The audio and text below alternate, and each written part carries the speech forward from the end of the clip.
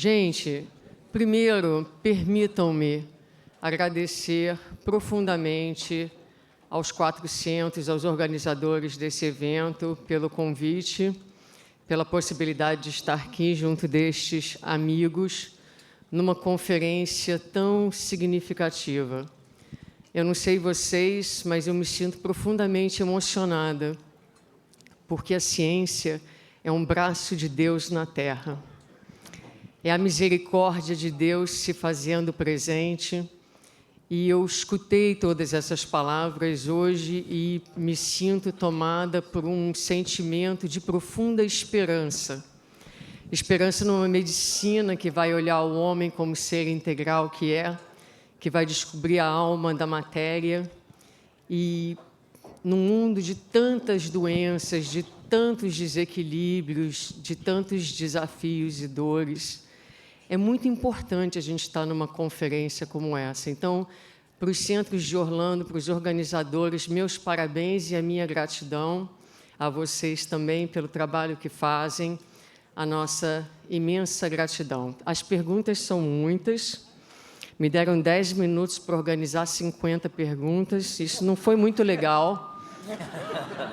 Vou perder o avião. Vou fazer o meu melhor aqui. Mas eu vou começar assim com uma pergunta mais geral, para que os três possam falar um pouquinho.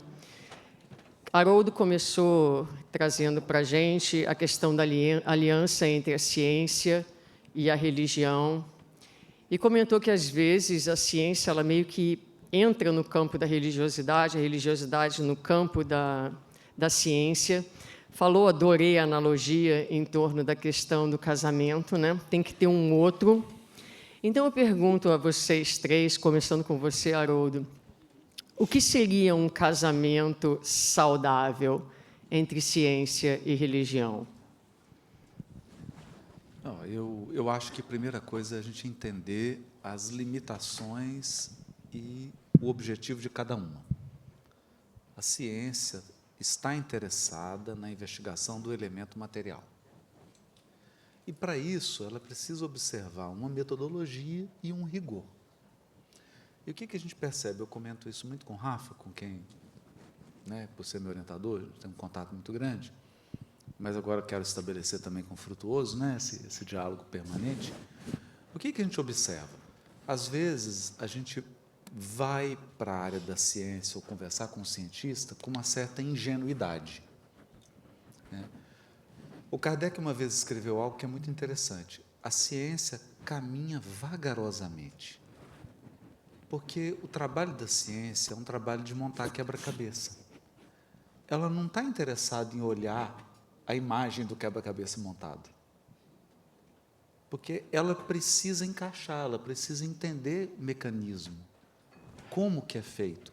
Porque se você não entende o mecanismo, você não manipula. Esses amigos espirituais, desencarnados, médicos, que fazem esse tipo de coisa, eles dominam o mecanismo. Por isso que eles manipulam. Então, não adianta você chegar para um médico espiritual e falar assim, olha, vamos tratar o câncer, porque nós somos espíritos. Ele fala, filho, eu sei, eu estou desencarnado. Eu sei que eu sou espírito. Então, você saber que existe espírito, que existe imortalidade, não resolve o problema de mecanismo. Então, para a gente descobrir os mecanismos criados pela sabedoria infinita, pela inteligência suprema, os mecanismos do universo foram criados pela inteligência suprema. Portanto, não é com pouco esforço que nós penetramos os segredos da natureza. Nós estamos examinando um relógio feito por um relojoeiro que é a inteligência suprema. Então, você não está tateando algo banal. Nós estamos lidando com algo complexo. Então, a ciência tem uma metodologia, ela tem uma dúvida sistemática. Ela precisa falar, mas será que é isso? Será que não é? Porque no caminho da experimentação, a gente mais fracassa do que acerta. E é natural. Você vai. Já a filosofia, dizia Kardec. A filosofia não. A filosofia especula. Ela voa. Né? Ela imagina coisas. Né? E isso é como se fosse uma sonda. Você sonda. Será que é isso? Será? Mas, gente, papel aceita tudo. Você pode colocar qualquer ideia no papel. Né? Por isso que a ciência tem, e a gente tem que respeitar essa lentidão da ciência. Nós temos que respeitar, esse é o processo dela. Tem que respeitar. Quando a gente vai para o caminho da religião, nós estamos falando de sentimento, de conexão do sentimento com as fontes sublimes da vida. Então, é um aprimoramento do sentimento. Por isso que esse diálogo precisa ser respeitoso. Então, não adianta também a ciência ter a pretensão, né? Eu vou criar um experimento que eu vou descobrir em que mês minha esposa me ama mais.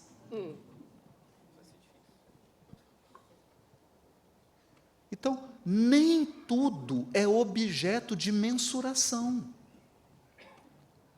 Nem tudo é objeto de experimento científico. Tem coisas que nós acessamos pelo sentimento, pela percepção, pela intuição, pelo feeling. Não é objeto da ciência. Isso nós temos que entender. Então, quando a gente tem uma ciência respeitosa de um lado e um religioso respeitoso do outro, o diálogo é maravilhoso. Ele flui lindo. Mas quando você tem um religioso desrespeitoso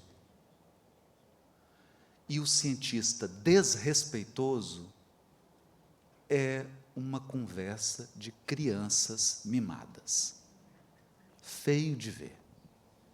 Feio de ver. Porque é um ataque bobo, sem sentido. É briga de irmão. Briga de irmão. Aí tem que chegar a mãe e colocar de castigo abraçado. Vocês já passaram por isso? Ficar 10 minutos abraçado. Então, eu acho que é isso. Alguém gostaria de acrescentar alguma coisa? Não? Bem, parece que a colocação de ciência com casamento. Sim, da aliança da ciência com a religião. Como que isso seria uma aliança equilibrada? Algumas perguntas que me são feitas, que se eu tivesse a resposta exata, eu estaria encarnado num planeta muito mais evoluído que a Terra. Olha, existe uma teoria que diz que, não é aceita pelo Espiritismo, que as almas foram criadas em dupla. Podem se afastar, mas mais cedo ou mais tarde se aproximam e nunca mais se afastam. Eu conheço alguns casais que a harmonia é tão profunda, tão intensa, que poderiam ser classificados como almas gêmeas. Agora, eu posso também colocar o meu exemplo pessoal nesse raciocínio. Uma encarnação, para mim e para minha esposa, é insuficiente para nós apararmos todas as arestas.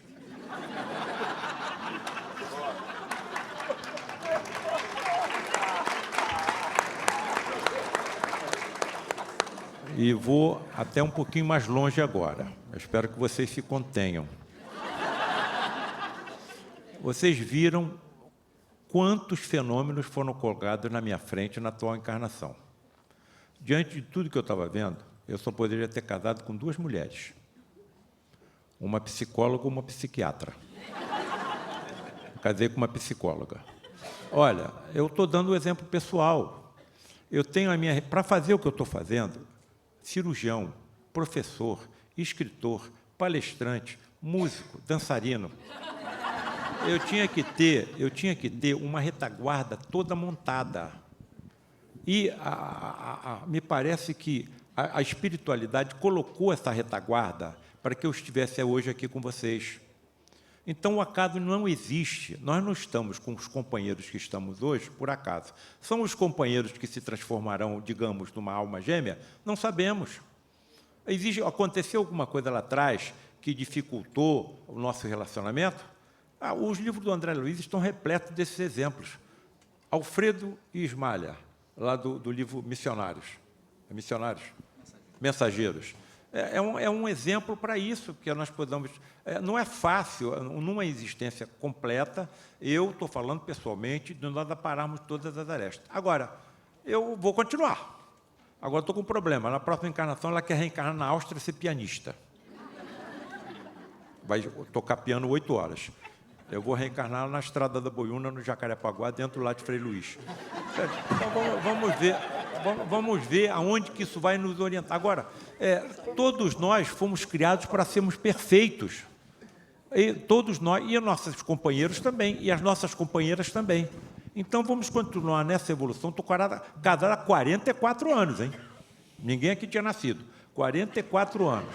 Então, as arestas estão sendo, aos poucos, aparadas, mas uma encarnação é insuficiente. É o que eu colocaria como...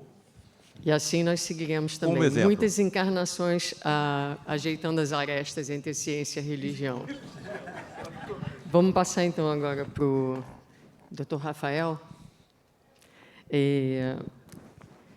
Apesar do nosso entendimento espiritual da ocorrência de transtornos do espectro autista, seria errado afirmar que cuidar da saúde intestinal através de probióticos ajudaria na prevenção? Seria um caminho. Os probióticos, naturalmente, aquelas bactérias que nós conhecemos, que podem estar envolvidas, todo o fenômeno que eu expliquei, não estão nos probióticos convencionais. Então, ajuda na criança, muitas vezes aquela que tem os distúrbios gastrointestinais, sim, vai ajudar muito. E uma vez você melhorando, que seja parcialmente, os desconforto abdominal, você vai naturalmente ajudar no desconforto comportamental. Um exemplo disso é que um desses trabalhos que eu citei, essa minha colega do Arizona, eles fizeram um trial, que é um estudo clínico, em que eles coletaram as fezes de pessoas neurotípicas, ou seja, sem nenhum transtorno, então, e que eles chamaram de saudáveis. Eu não gosto dessa palavra porque, de novo, né, o autismo não é doença. Mas, enfim, é para ficar para a ciência, né? É um termo que todo mundo iria entender. E ali eles pegaram um grupo de crianças com autismo nível 2 e 3, que são os mais severos, e ali eles, então, limparam a microbiota intestinal dessas crianças através de antibióticos, o que não é muito legal, mas foi o recurso. E aí eles colonizaram, é o termo que a gente usa, o intestino daquelas crianças com as fezes daqueles adultos que doaram. Conclusão: o distúrbio gastrointestinal melhorou em até 80%, num follow-up de 2 anos. E mais do que isso, o comportamento também. E aí, então, a questão é, a gente deve fazer transplante fecal nas crianças? Não vai ser assim. Mesmo porque, gente, a forma como esse transplante é feito, desculpe a palavra, mas é uma cápsula com cocô. Imagina se essa cápsula abre. É claro, né, brincadeiras à parte, mas é isso mesmo que acontece. O problema maior não é esse. É você submeter uma criança a antibióticos fortíssimos. Isso não é legal. Então, daí a necessidade de nós encontrarmos ferramentas em que possamos, de uma forma não invasiva, controlar da forma como a gente quer aquela microbiota. Só para concluir, no nosso laboratório, né, a gente também descobriu um composto que a gente chama de microRNA fecal. Então, as nossas células intestinais, isso acontece evolutivamente, inclusive em animais de laboratório. Elas produzem esses fragmentos de RNA e a gente não entendia por quê. Para quê? Para que o corpo está gastando energia à toa? Mas a gente foi entender que esses fragmentos entram nas bactérias intestinais de forma seletiva e específica e controlam o crescimento delas. De acordo com... Imagina, a microbiota muda um pouquinho. Imagina, você come uma comida estragada, você sabe o que acontece no seu intestino. Ali, o seu intestino percebe. No que ele percebe, ele produz esses compostos para regular as outras que estavam morrendo, porque as perigosas entraram ali na jogada. Então, um dos projetos que eu tenho, que tive que parar eventualmente, por uma questão de não ter o grant, que é o financiamento, mas que ainda vou retomar, é exatamente investigar essas fezes que eu acabei de citar, está lá no meu laboratório, dessas crianças todas. E a minha ideia é desenvolver esse microRNA fecal que possa, agora sim, controlar o crescimento daquela bactéria que eu quero que cresça e matar aquela que eu quero que não esteja ali. Sem antibiótico, sem efeito colateral, simplesmente tomando um fragmento de um RNA por uma cápsula. Só que isso exige anos de estudo, mas esse, para mim, seria o caminho mais certeiro. Muito obrigada. Agora, doutor Frutuoso, por que nos tempos atuais os fenômenos de materialização não são mais trabalhados com a mesma intensidade de antes? Porque a psicosfera do nosso planeta está de uma densidade muito profunda. Existem duas atmosferas, até onde eu entendo.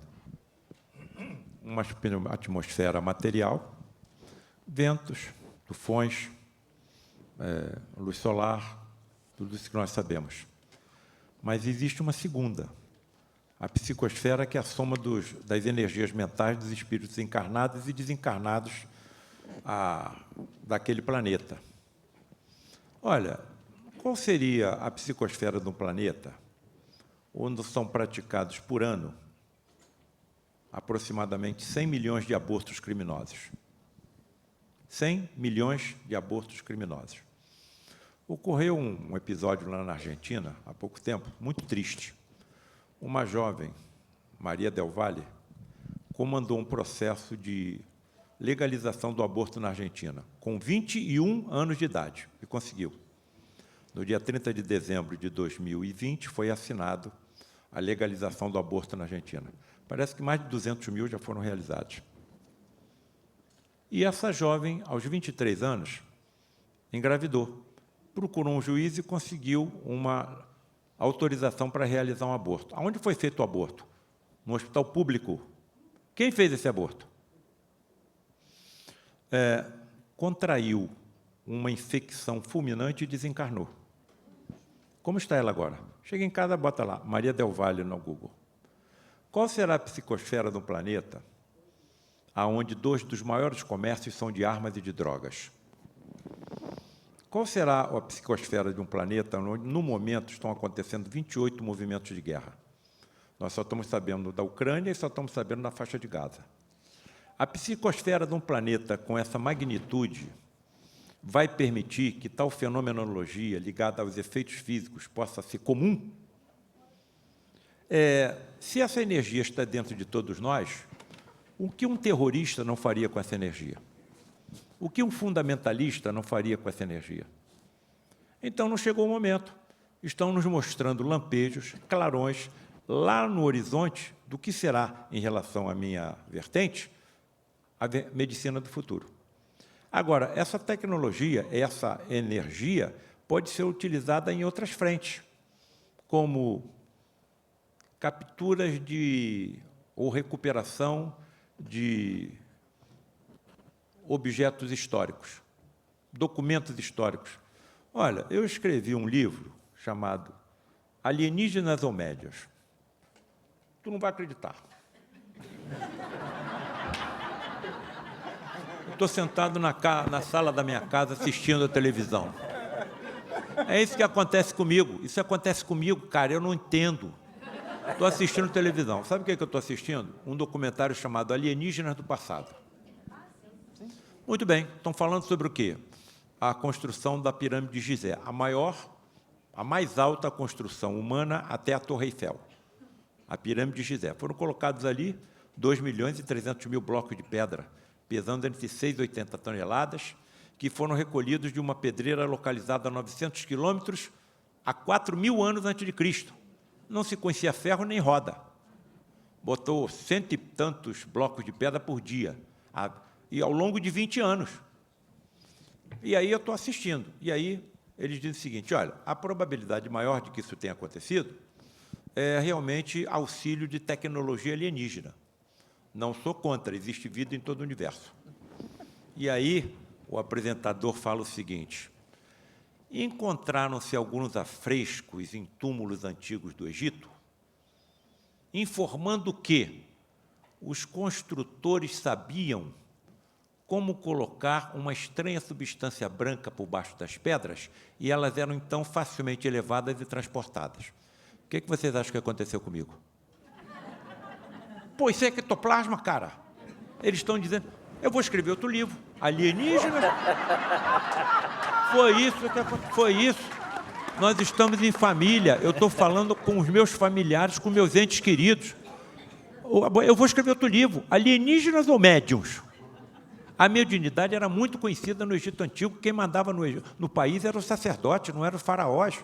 E eles não conheceriam, então, a mediunidade de efeitos físicos. Como é que aqueles afrescos foram construídos na profundidade do deserto? Com calor, sem luz. Sem luz. Então, conheciam ou não conheciam a manifestação mediúnica da luminosidade, da bioluminosidade astral? Então, quer dizer, não estamos num planeta de provas e expiações, eles estão nos mostrando o que nos aguarda, lampejos. Vamos ver o que acontece quando a gente alcançar o planeta de regeneração. Ah, professor Paulo César, mas está uma confusão danada o planeta, como é que vai atingir a regeneração? Eu vou dar um exemplo. Se vocês forem me visitar sem me falar nada, vamos fazer uma visita de surpresa ao Dr. Paulo César. Aí vocês vão chegar no prédio que eu habito, 2º andar. Só que vocês não sabem que nesse dia eu estou mudando do 2º para o 3º andar.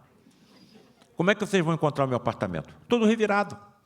É o que está acontecendo com o planeta Terra. Nós estamos subindo de degrau. Agora, aqueles que persistirem num comportamento inadequado não poderão permanecer aqui. Terão que ser transferidos para planetas menos evoluídos. Alguns até, talvez, na Idade da Pedra. Agora, uma coisa é certa, já foi falado aqui, o conhecimento não regride. E eles poderão auxiliar, reencarnando em tais planetas, a evolução mais rápida das humanidades que ali habitam. Certo? Não chegou o momento, a psicosfera do nosso planeta, nós estamos colocando tijolos em planetas em telhado de zinco, porque as duas atmosferas se interpenetram uma através das outras. Aí, o que nós estamos vendo? Guerras, nós estamos vendo pandemias, nós estamos vendo terremotos, nós estamos vendo maremotos, nós estamos vendo tudo que está acontecendo no nosso planeta. Está revirado, está virado de cabeça para baixo. Então, a solução será, como já foi colocada, a chegada de espíritos evoluídos que tragam as soluções que nós precisamos. Isso não está longe, não. Há uma mensagem psicografada por Divaldo Pereira Franco, parece por Joana de Ângelos, que dá a seguinte informação. Olha, estão se aproximando 4 vertentes de espíritos altamente evoluídos que reencarnarão na Terra. Primeira vertente, espíritos altamente evoluídos no ramo da engenharia, que trarão soluções não para o pugilo dos mais ricos e poderosos, e sim para a humanidade como um todo.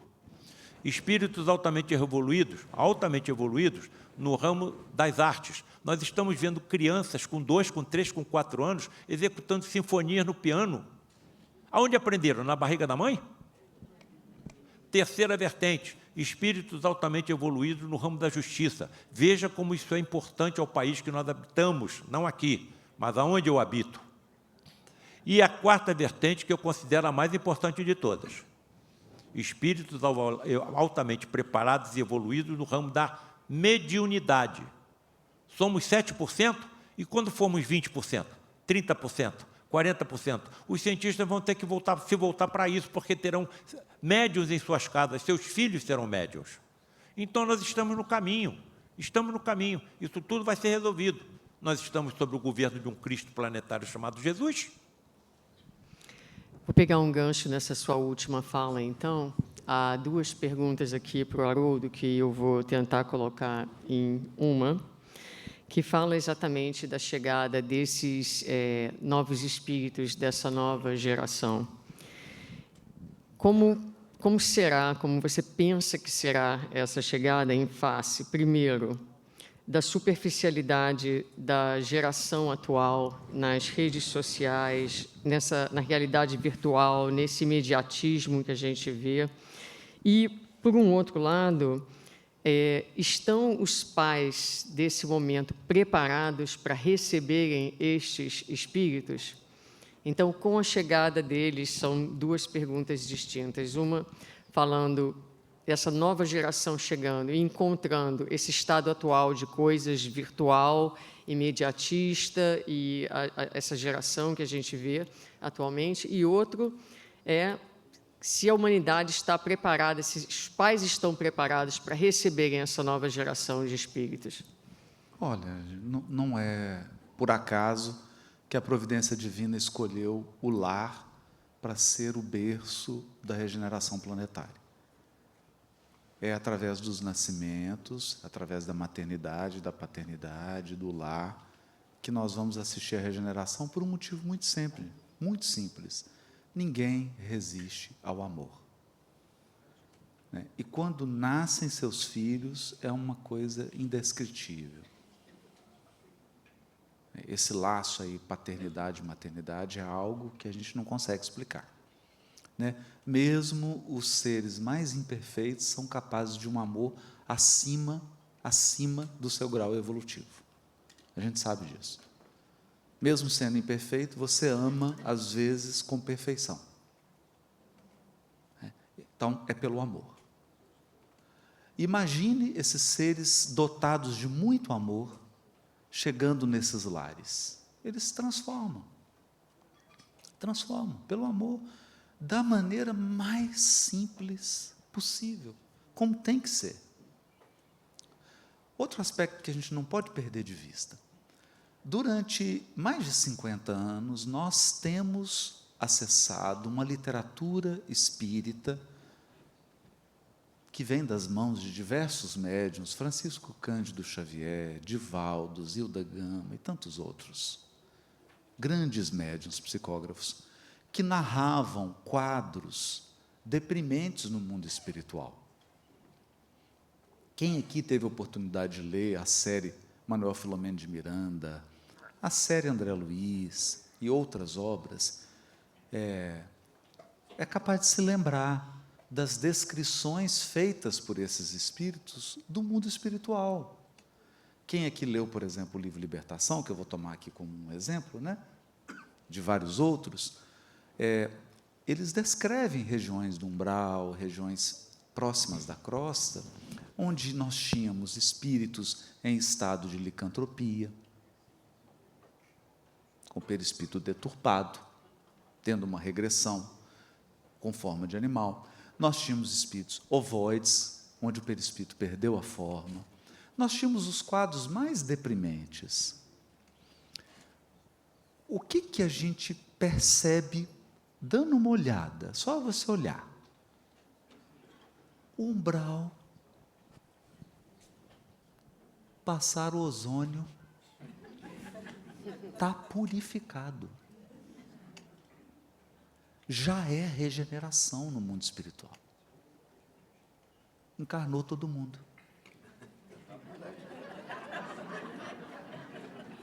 Está todo mundo aqui.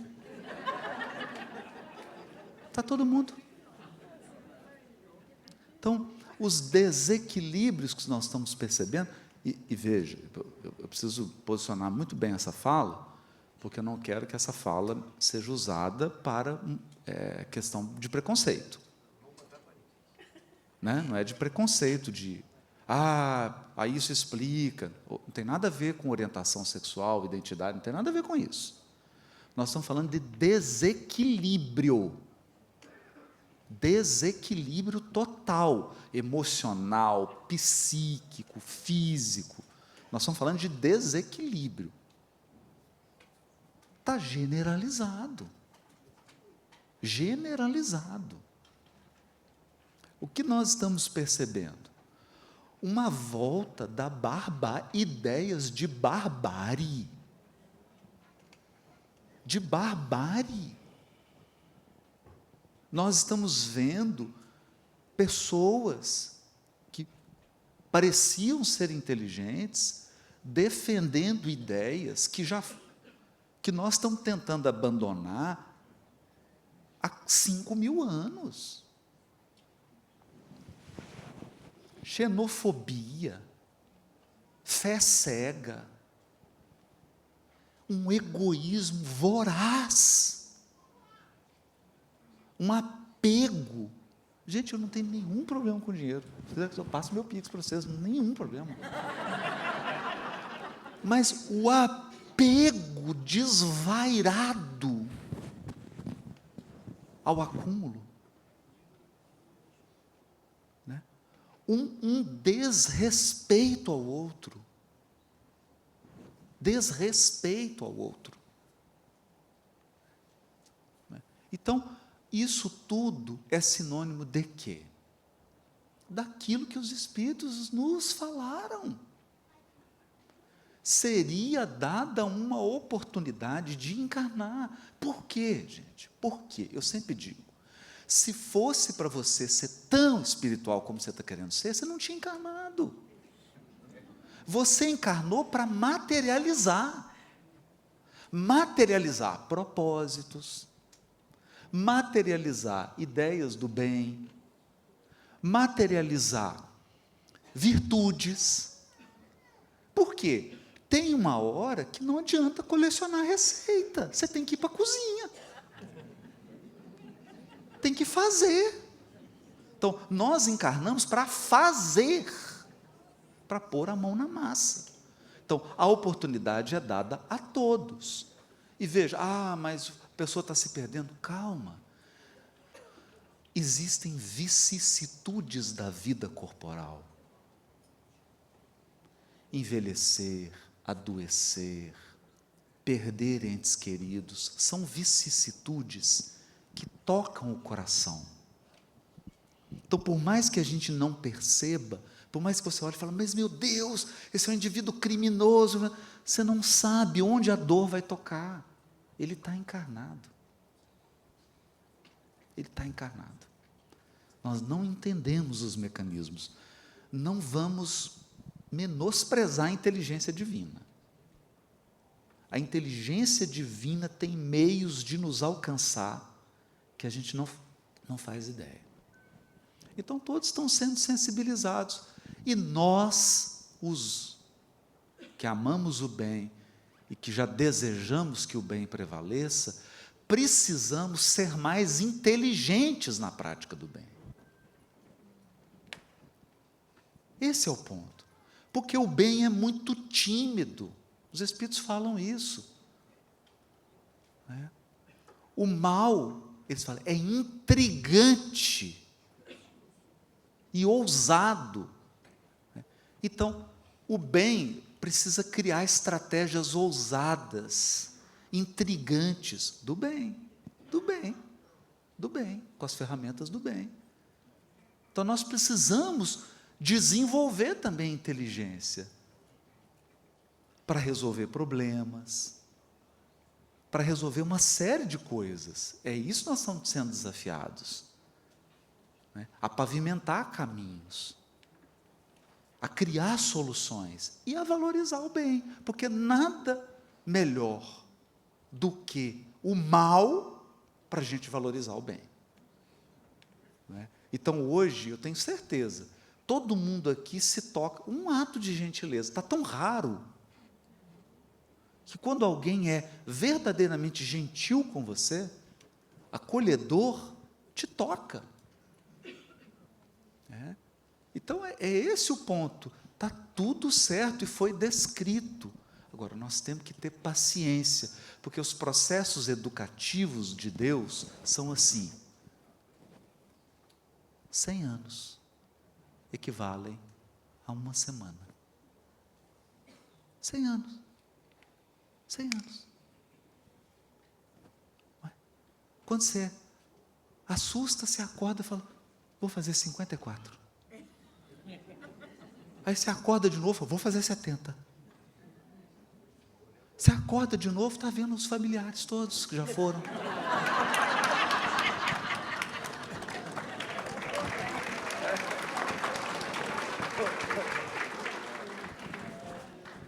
Muito bem, agora vamos passar aqui para o Rafael, vamos mudar um pouquinho o assunto.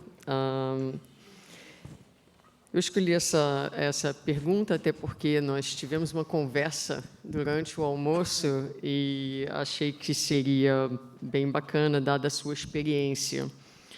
Qual a visão espírita sobre o processo de fertilização in vitro, partindo do princípio que uma vida começa quando espermatozoide e óvulo se encontram? Como entender o processo de formação de embriões em laboratório, sabendo que nem todos eles terão o mesmo fim? Essa pergunta é fantástica. Obviamente que o que eu falar aqui são hipóteses. Né? Não assumam isso como verdade absoluta, porque eu não as tenho. Não é? Então, eu queria comentar sobre isso, né? E a gente estava comentando porque a minha esposa, em 2016, perdeu um filho. Né? Nós perdemos, né? E depois, a partir daí, ela não conseguia engravidar mais. E aí, quando ela fez 39 anos, a médica dela disse: olha, é melhor você fazer uma fertilização, porque o tempo está correndo. Tudo bem, ela entrou naquele processo hormonal todo, tirou só 4 óvulos. E aí eu comigo mesmo falei, não vai dar, falta de fé. Desses 4, 3 fertilizaram. Inclusive eu mostrei para ela, eu tenho a foto dos 3 embriões, segundos antes de ser implantado na minha esposa. E eu fiz a pergunta, mas ela falou assim, olha, eu vou colocar os 3, porque na idade dela não vai conseguir. Ô, médica sem fé! Aí eu falei assim, nossa, mas quanto que é para ter 1? Ela falou assim, mais ou menos 20% de chance. Eu falei assim, mas e os 3? Ela falou assim, não pensa nisso não, porque é como se você ganhasse na loteria. Ganhei, quer dizer, não adianta eu jogar mais. Já foi, minha sorte já foi. E aí, então, vem a questão. Inclusive, gente, o sonho foi antes.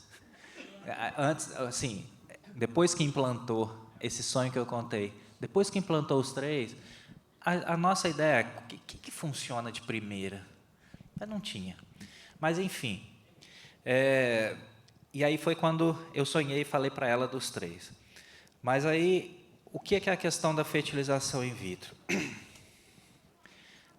É óbvio que, como eu comentei, o espírito, ele já está próximo. Então, logo após a minha esposa perder aquele primeiro, a gente achou que não íamos ser pais, eu sentia por várias noites uma mão tocando meu ombro, uma mão tocando meu pescoço. Só que para mim isso são situações naturais. E aí isso significa que os espíritos já estavam ali. E 8 anos antes, numa reunião mediúnica em Belo Horizonte, um espírito se manifestou como uma criança, através de mim. E ali ele tinha mais ou menos 8 anos, e ele falou assim, eu quero só dar um recado para a Sabrina. Eu estou para ajudá-la com os meus irmãos. E aí ela sempre falava, mas não é possível, eu não vou conseguir engravidar. Ela já tinha 39 anos. Gente, isso foi em 2011, 2010, 2011. O espírito se manifestou numa idade de mais ou menos 8 anos. Foi exatamente o tempo para que ela engravidasse dos 3. Esses estudos já está planejado. Aquele embrião que está congelado, não tem um espírito preso ali, congelado também? Esperando a boa vontade de alguém colocar no útero? Não, gente. Se você tira uma célula do corpo e coloca numa cultura, ela fica, contanto que você forneça os nutrientes. Ela cresce. Você consegue fazer isso. Porque, como diz André Luiz no livro Evolução em Dois Mundos, cada célula é um animal, é um animáculo infinitesimal. Cada célula tem um princípio inteligente. Sabe o que significa? Que nós temos trilhões de princípios inteligentes sob o nosso comando. Que um dia se tornarão seres humanos. Esse princípio inteligente, obviamente, está nas células de um embrião.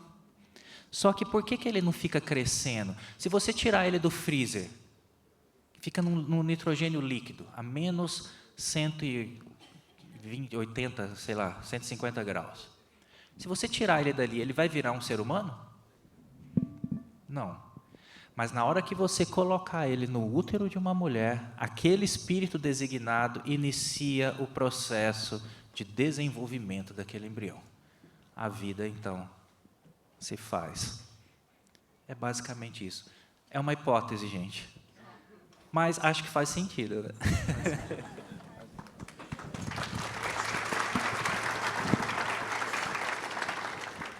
Outra pergunta que nos fizeram, numa dessas nossas apresentações, foi o seguinte. Na hora que, então, o espermatozoide encontra o óvulo, como aconteceu comigo, com meu pai e com a minha mãe, para que eu nascesse, o quarto deles estava cheio de espíritos olhando a relação deles? Não. Aquilo é um momento sagrado. Aquilo é um momento sagrado. O André Luiz é muito claro nas descrições dele. E até a chegada do espermatozoide, depois da ejaculação até o óvulo, pode demorar horas ou dias. E aí um grupo de geneticistas parece que se aproxima e faz uma cuidadosa avaliação sobre a forma ou o espírito que vai se acoplar àquele zigoto. Zigoto, união entre o óvulo e o espermatozoide. Então, isso aí também tem que ser colocado, que as pessoas podem nos fazer essa pergunta. No momento da concepção, no momento da relação sexual, o quarto de quem está tendo a relação está lotado de espíritos? Não.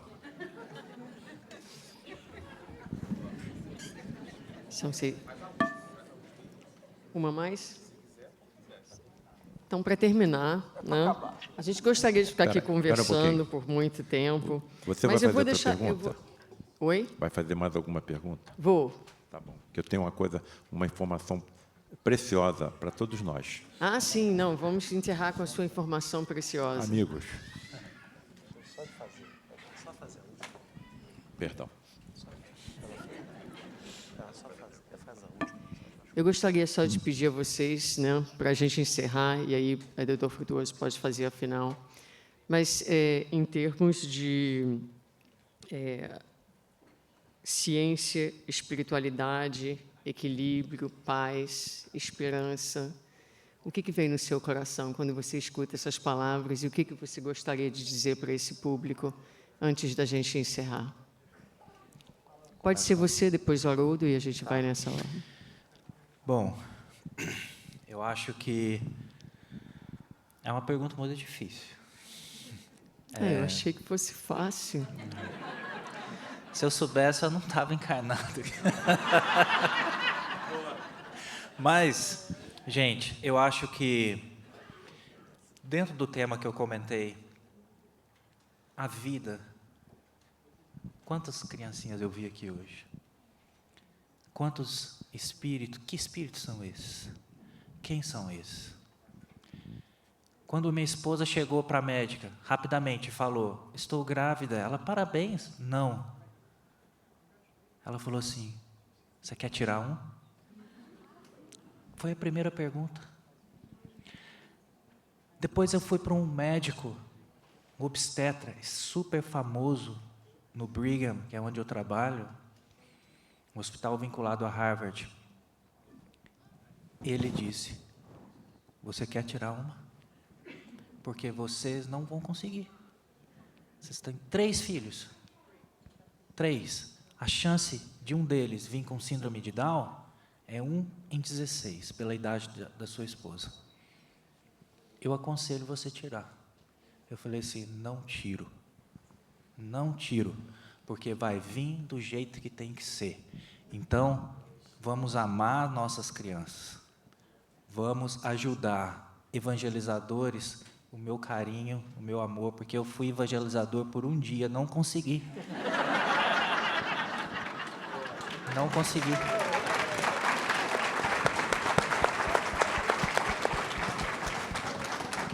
E eu ainda falo, gente, que na hora que eu desencarnar, eles vão chegar assim e falar assim: olha, você tem 2 opções. Ou você vai para um umbral, ou você vai para um educandário. Então, gente, vamos valorizar as nossas crianças. Evangelização é a chave. Haroldo, suas palavras finais. Eu sempre lembro de uma frase de Jesus no Evangelho de João que diz assim: e eu vos enviarei um outro Consolador. Jesus não usaria essas palavras se não estivesse absolutamente ciente das dificuldades que nos aguardavam na transição planetária. Nós temos um Consolador.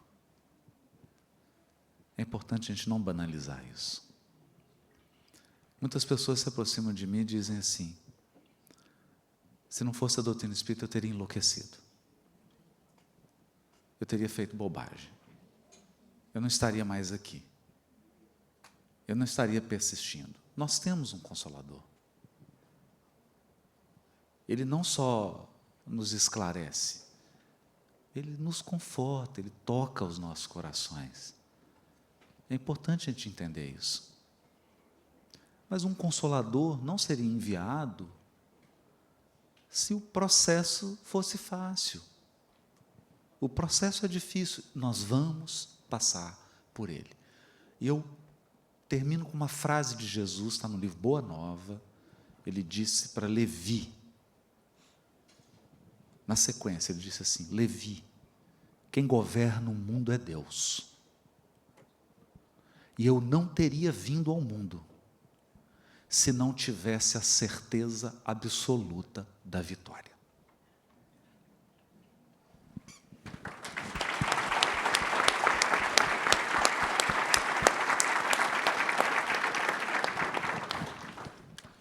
Bem, um pequeno testemunho que eu acredito que vai completar o que foi dito pelos meus 2 grandes amigos e irmãos que aqui estão. Quando a minha nora estava com 3 para 4 meses de gravidez, ela foi picada pelo mosquito da Zika e a minha neta nasceu com microcefalia. A menina está com 9 anos, não fala, não senta, não anda, não come, está com uma fenda no estômago para não morrer de fome. E eu me lembro que foi sugerido, quando se captou a microcefalia pela ultrassonografia, que foi sugerido à minha nora que ela abortasse. Não abortou. E cuida da criança com carinho, com amor, que eu nunca vi coisa igual. Bem, essa medalha, ou essa moeda, tem uma outra face.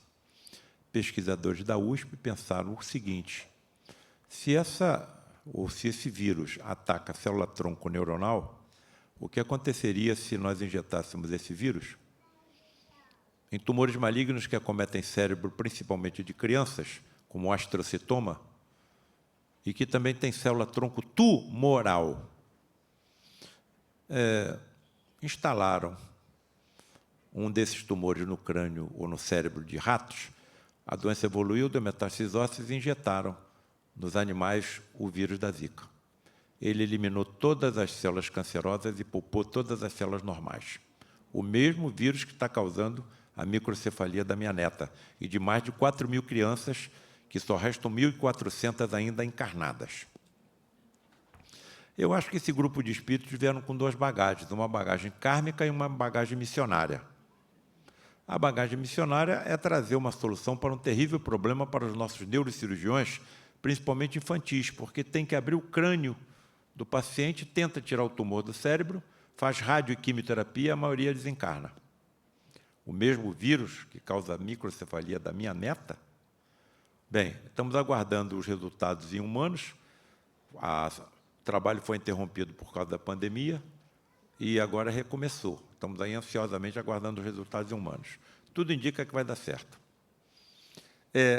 E uma outra coisa que eu considero a mais importante de todas neste momento.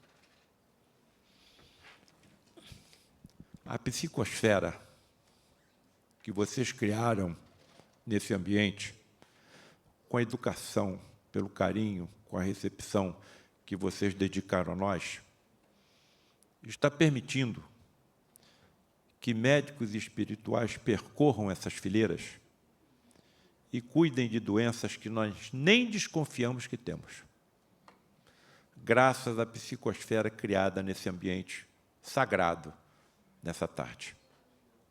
Graças a Deus.